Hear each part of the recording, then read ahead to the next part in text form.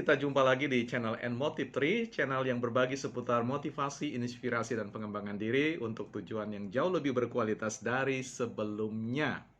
Oke, teman-teman, kali ini kita akan membahas tentang satu situasi yang tidak mengenakan atau yang tidak nyaman bagi kita ketika kita disepelekan, ya, tidak dihargai orang lain, dilecehkan, dipandang remeh, ya, dilihat sebelah mata pun tidak, ya, bahkan tutup mata, membelakangi kita, dan banyak sekali perilaku-perilaku atau perlakuan-perlakuan yang kita terima yang tidak memandang martabat atau harkat diri kita, sehingga teman-teman merasa tidak percaya diri dan merasa bahwa kita adalah kelompok manusia yang tidak bernilai atau sign quote tanda kutip sampah, ya. Nah, jadi kita akan membahas bagaimana atau paling tidak mengetahui, mencari tahu apa sih sebenarnya yang membuat orang lain kemudian menjauh dari diri kita, mengabaikan kita, tidak memandang kita, dan tidak memberikan tempat bagi kita untuk berekspresi, beraktualisasi dengan diri kita dengan seluruh potensi yang kita sudah miliki. Ada banyak sebab, teman-teman, ada banyak hal-hal yang dapat menyebabkan sikap orang terhadap kita itu rasa-rasanya tidak adil. Ya, saya coba rangkum ke dalam 4 hal yang perlu kita perhatikan. Ya, mengapa kemudian orang lain tidak menghitung, ya, tidak memasukkan daftar nama kita sebagai orang-orang yang dicari atau orang-orang yang boleh dikatakan kalau bergaul menguntungkan bagi mereka. Yang pertama, ya, Anda boleh bolak-balik saja, terserah mau ya satu, kedua, ketiga, dan sebagainya. Yang pertama adalah bicara tentang kepemilikan pengetahuan, ya. Saya tidak sedang berbicara teman-teman harus pergi sekolah, ya, harus mengambil gelar pendidikan S1, S2, S3, S4, S-teler, dan sebagainya. Yang saya maksudkan adalah menjadi pribadi pembelajar, ya, pribadi pembelajar. Anda boleh saja tidak sekolah, tetapi Anda tidak boleh tidak belajar. Itu ingat baik-baik, ya, garis bawahi. Boleh saja tidak sekolah, ya, tapi tentu saya tidak sarankan. Kalau bisa ya silakan, tapi kalau tidak bisa jangan khawatir, ya. Anda boleh saja tidak sekolah, tetapi jangan pernah tidak belajar. Nah, jadi intinya adalah belajar. Saya jadi ingat ketika satu waktu, ketika saya belum menjadi pribadi yang gemar belajar, keberadaan saya sama sekali tidak dihitung oleh orang-orang di sekitar saya. Pandangan saya, pikiran saya tidak diakui oleh mereka. Bahkan ketika saya mencoba untuk bicara sedikit saja saya disuruh diam, ya. Quiet, ya, bungkam, ya, disuruh bungkam dan seterusnya karena dipandang apa yang saya sampaikan itu sesuatu yang tidak punya nilai manfaat sama sekali, bahkan menyita waktu berharga mereka untuk saling sharing satu dengan yang lain. Nah, dari situ kemudian saya mengambil satu sikap tegas bahwa hari itu saya mulai belajar. Apa yang dimaksud dengan mulai belajar? Belajar mendengar perkataan-perkataan orang yang kita pilih dengan baik dan yakin bahwa omongannya itu akan menjadi butiran-butiran emas atau pengetahuan di dalam diri kita. Yang kedua adalah kita mencari secara aktif, ya, artinya kita mulai membaca, ya, kita mulai membaca koran, kita mulai membaca status-status media sosial yang baik, kita boleh membaca buku-buku, artikel jurnal atau apapun yang saat ini saudara-saudara atau teman-teman sekalian mudah sekali untuk kita jumpai, bahkan all free, ya, semuanya gratis, ya. Saya yakin Anda tidak membeli satu buku pun no problem, ya, tetapi Anda perlu mengakseskan diri untuk mengambil informasi-informasi itu di internet, ya. Saya sangat yakin kalau Anda belajar dari sana, ya, atau belajar dari orang-orang yang sudah belajar, saya sangat yakin anda akan mulai diperhitungkan oleh orang lain, ya. Suara-suara Anda, pandangan-pandangan Anda, ide-ide Anda, gagasan-gagasan Anda akan digarisbawahi, underline atau digaris miringi, ya, italic. Artinya diperhatikan, dan saat itu Anda akan menjadi orang-orang masuk dalam top 10 orang-orang yang wajib didengar, ya. Itu yang pertama. Yang kedua, kita bicara tentang kepemilikan finansial atau kepemilikan uang. Ya, begini. Ya, saya kira ketika orang tidak memiliki uang, ya, dia akan mengalami banyak sekali kesulitan karena hidup ini ada dalam satu sistem yang disebut dengan transaksi atau pertukaran.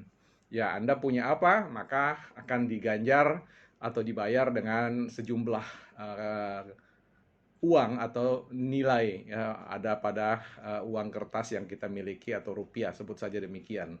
Nah, orang-orang yang tidak memiliki uang biasanya orang-orang yang tidak akan dimasukkan, ya ke dalam daftar orang yang akan didengar ya. Karena apa? Dia tidak bisa membuktikan dirinya tampil sebagai orang yang bisa memiliki otoritas atau power dari sisi kepemilikan finansial, dari sisi kekayaan ya. Nah, ini. Jadi saya mau bicara tentang bahwa wajib Anda memiliki uang ya. Kalau tidak punya uang, wah nanti hidup kita akan bergantung pada mereka-mereka yang punya uang juga ya. Nah, karena itu kemandirian finansial itu menjadi suatu hal yang penting.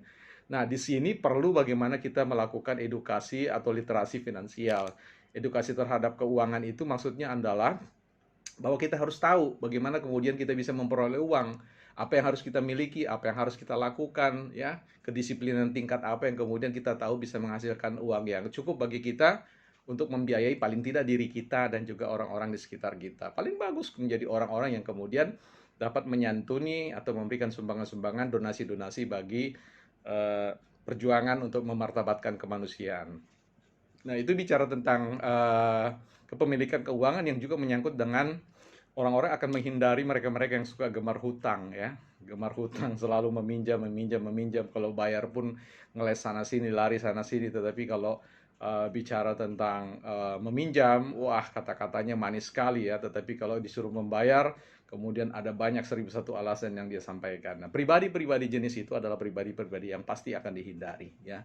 Jadi milikilah kepribadian yang tidak gemar hutang, yang selalu mau meningkatkan kemampuan finansial ya, otot-otot keuangannya ya, otot-otot saku atau dompetnya.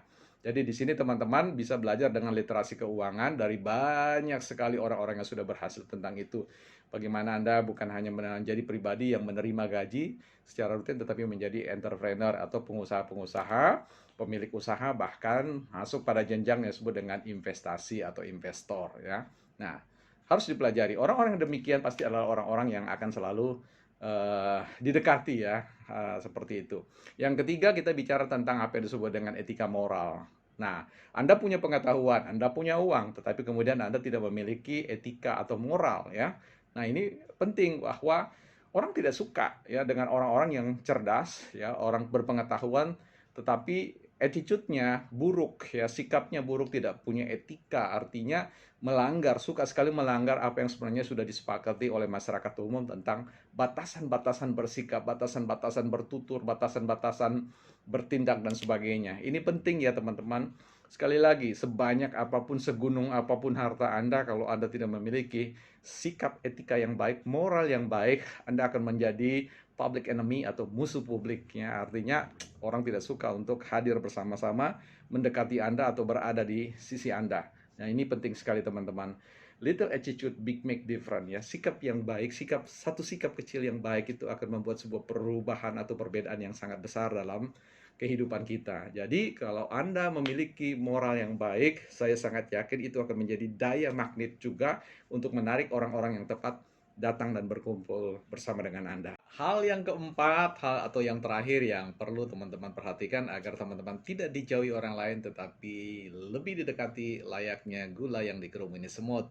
Yang terakhir ada bicara tentang jadilah orang yang mudah bersahabat atau memulai sebuah persahabatan, menjadi orang yang inisiator ya, orang yang mengambil keputusan untuk mengenal orang lebih jauh, memulai sebuah percakapan dan kemudian mulai membangun sebuah persahabatan yang bukan hanya untuk 1-2 hari atau 1-2 bulan, 1-2 tahun, tetapi forever ya, selamanya.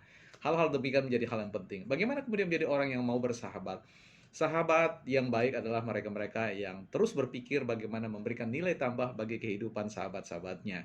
Ya, bukan tentang bicara tentang egois ya, egoisme atau paham yang menyangkut tentang bagaimana selalu ingin menjadi pribadi yang dilayani, tetapi harus menjadi baiknya harus menjadi pribadi yang melayani. Ini penting.